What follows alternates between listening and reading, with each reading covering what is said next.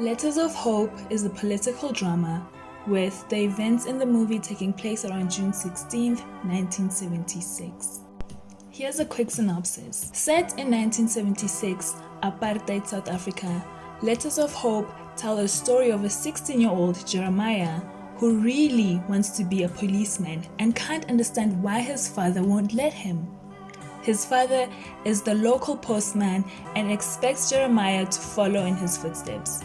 When his father is killed, Jeremiah discovers that his father was operating a secret courier service that delivered letters from freedom fighters in exile and prison. Will Jeremiah step up to take over from where his father left off, delivering letters of hope to their families?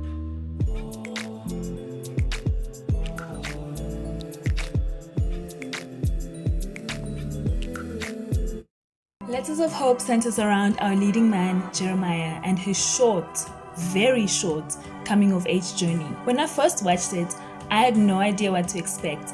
And now that I've watched it twice, I'm not satisfied. There's so much more that they could have added to the story to make it balanced. I don't feel like they tried hard enough to make us emotionally connect to it. Instead, they relied on the political background of our collective history to evoke emotion. The reason why having your viewers connect with your characters on an emotional level is so that they can relate and identify themselves in a character. There's absolutely nothing wrong with using apartheid as a backdrop to telling your story, but if that is the only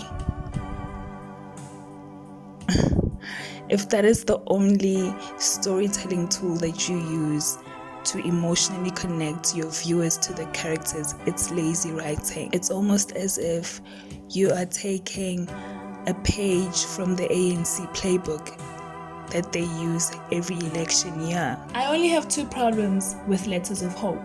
One, Jeremiah being a 16-year-old who isn't aware of his immediate world, and two, the lack of emphasis placed on the postman's role in the community, and even greater than that, his role in the struggle.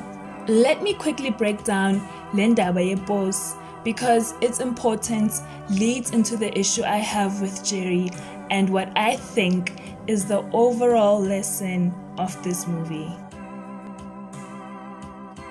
But before I do that, why are coming-of-age stories so few and far between? When was the last time you saw a story of teenagers just being teenagers, confused, insecure, unsure of themselves, in that stage of life where you're hyper-aware of who you are and the world around you and how you fit in it? Letters of Hope had elements of this, but it's not a concept that was explored, and I think that's part of the reason why I feel so unsatisfied.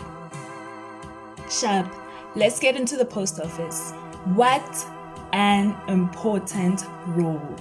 Such responsibility and honor that comes with serving in that position during that time.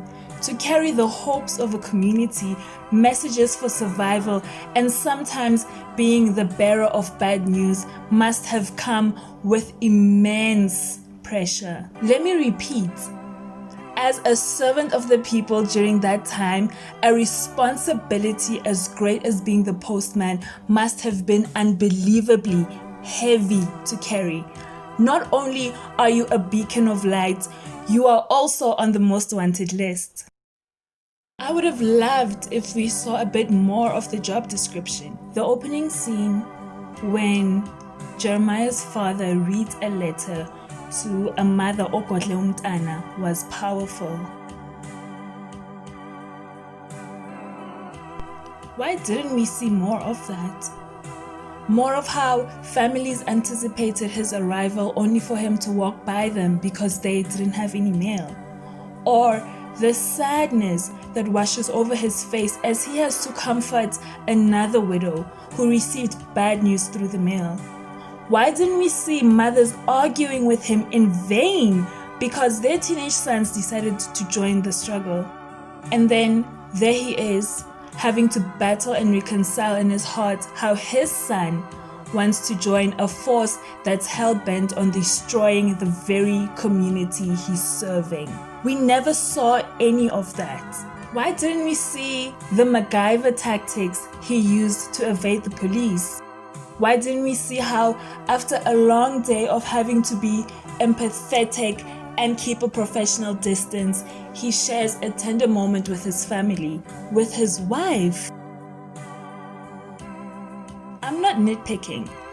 The role Jeremiah's father played was too great to be left in a one-page will to his son.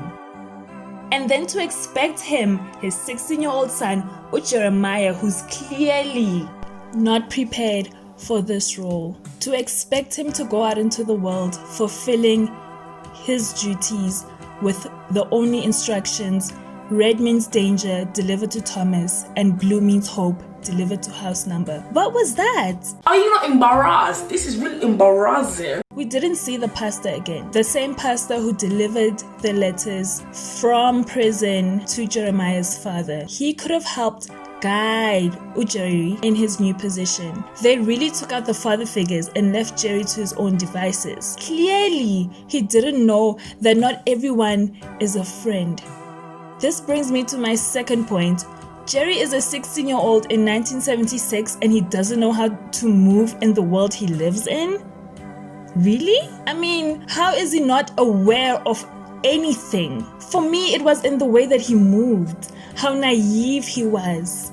For a 16-year-old boy, a boy who's well aware of what's happening in the world that he lives in. He knows men disappear. He knows some people's families are destroyed in the middle of the night. And yet, he still wanted to be a police officer. How was he so naive?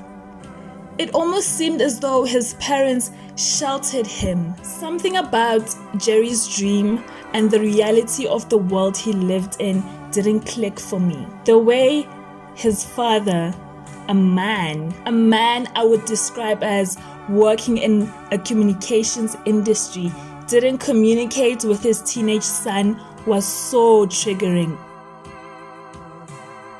I started remembering how weeks would go by without me talking to my mother over, now in hindsight, a small, childish misunderstanding. How did a man who dealt with and really understood the importance of communication not communicate with his own son? It doesn't take 5 minutes to explain to your only son why his dream is a danger not only to him, but to his family. Why didn't he take Jerry with him to deliver the letters one day, so Jerry could experience for himself the pain other families go through? I mean, how do you walk in your father's footsteps when your father hid the map?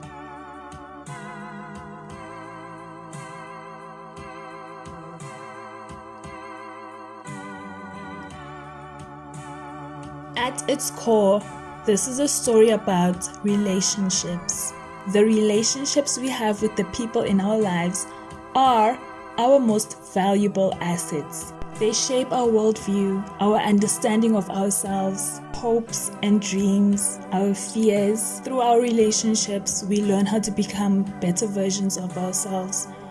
We become aware of our weaknesses. We grow.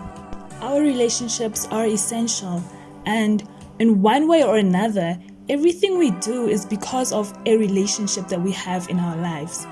Whether that is a relationship with yourself, your relationship with your family, your partner, your best friends, your job, complete strangers, everything you do is shaped by the relationships in your life. In Letters of Hope, the only relationship conflict we saw was between Jerry and Utadake. A man's relationship with his father is one of the most important relationships in his life. Naturally, parents want the best for their children, and it's very unfortunate that we don't see representation of healthy communication between parents and their children in media. Yes, Letters of Hope had a happy ending, and That ending wrapped the story up neatly, but at what cost? What did Jerry learn? What did you learn? Jonga, in my eyes, every time I watch a political drama, I need to take something away from it. For me, it was the importance of talking. Put your pride aside and open your mouth. Talk. Talk to the people in your life. Talk to the people you care about. Anyways, that's it for me. Please like, comment, share and subscribe. Phela phela ngentombi.